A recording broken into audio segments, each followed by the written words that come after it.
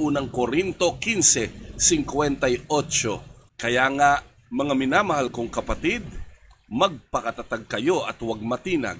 Maging masipag kayo palagi sa paglilingkod sa Panginoon, dahil alam ninyong hindi masasayang ang inyong pagpapagal para sa Kanya. Maraming bagay sa buhay natin ang tila nililiglig tayo ng kaaway. Ang dalangin ko lang sa bawat isa, maging masipag kayo palagi sa paglilingkod sa Panginoon.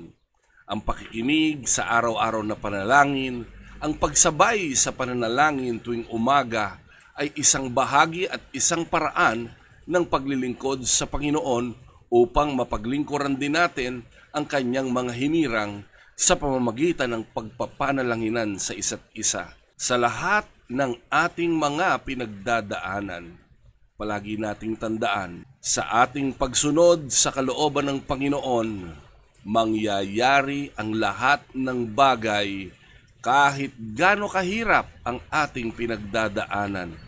Panampalatayanan natin, hindi nasasayang ang ating pagpapagal para sa Kanyang kaharian.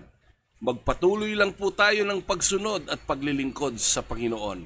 Kahit anong kalagayan, magpapatuloy, magpupuri, magpapasalamat sa nag-iisang Diyos na buhay, walang iba kundi ang ating Panginoong Hesukristo. Pagpalain nawa ng Panginoon ang araw na ito para sa ating lahat.